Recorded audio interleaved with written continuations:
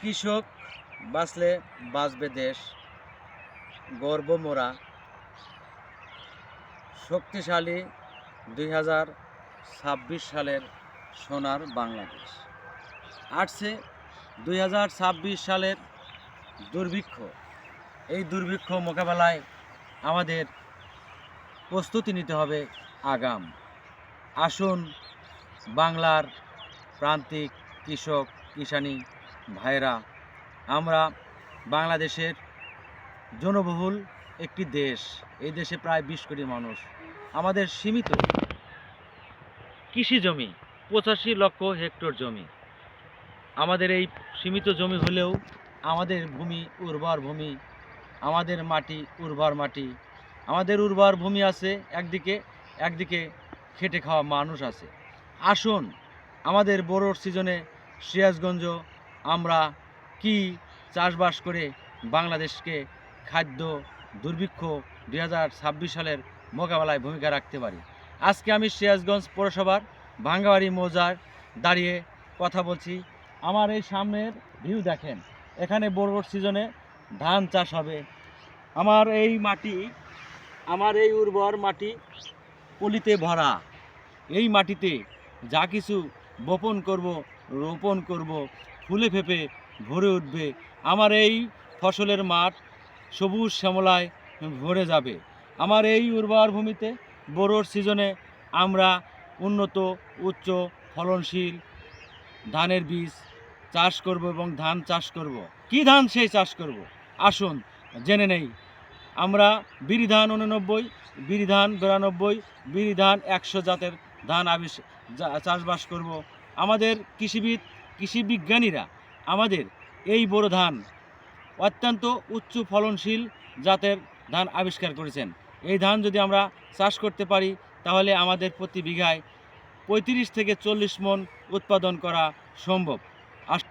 2026 সালে আমরা খাদ্য মোকাবেলায় আমাদের সিরাজগঞ্জ পৌরসভার ভাঙ্গাবাড়ি মৌজায় আমরা এই ধান চাষ করব। এই ধান চাষ করে আমরা খাদ্য দুর্ভিক্ষ মোকাবেলায় একটি স্বয়ংসম্পূর্ণ ভূমিকা রাখব। চলুন আমরা পরের একটি তথ্যর জন্য আমরা আসি। আমাদের সিরাজগঞ্জ হলো শস্য ভাণ্ডার খ্যাত সিরাজগঞ্জ জেলা। এই জেলাতে শুধু ধানের চাষ নয়, এই জেলাতে আমাদের সরিষার আবাদ পর্যাপ্ত পরিমাণে হয়। আমাদের এই মাটি শস্যের জন্য উপযোগী মাটি। আমাদের এই জেলার মাটি সরিষা চাষের জন্য উপযোগী মাটি। আমাদের প্রতি বছর বাংলাদেশের 40,000 বিঘা 40,000 কোটি টাকা ভোজ্য তেল আমদানি করা হয়। আমরা যদি সবাই কাঁধে কাঁধ মিলিয়ে 2026 সালের এই দুর্ভিক্ষ মোকাবেলায় সরিষা চাষে মনোযোগ দেই, তাহলে আগামী 2026 সালে আমাদের আর ভোজ্য তেল আমদানি করা লাগবে না। আমাদের এই শস্য উৎপাদন করে আমরা ভোজ্য তেলের যোগান দিতে পারবো। তার একটি নিদর্শন স্বরূপ দেখাচ্ছি। আমাদের দেখেন, এবার সিরাজগঞ্জ জেলাতে বাম্পার সরিষার চাষ হয়েছে। সিরাজগঞ্জ জেলা ঐতিহ্যবাহী জেলা। এ জেলাতে যেরকম বড় বড় মনি ঋষিদের জন্ম, এ জেলা একটি শস্য ভাণ্ডার খ্যাত এই সিরাজগঞ্জ জেলা। এই জেলাতে শুধু ধানের চাষ হয় না, এই জেলাতে শুধু আখের চাষ হয় না, এই জেলাতে শুধু সরিষার চাষ হয় না। এই জেলার মাটি উর্বর মাটি। এই জেলাতে আমাদের যমুনা নদীর পলি মাটি দিয়ে ভরপুর এবং উর্বর ভূমি। এই জেলার মাটিতে শুধু আমাদের ভুট্টা, ধান, আলু, সরিষা হয় না, আমাদের পাশাপাশি দেখেন আমাদের সবজির চাহিদা এবং পুষ্টির চাহিদা মেটানোর জন্য আমাদের আগাম এবং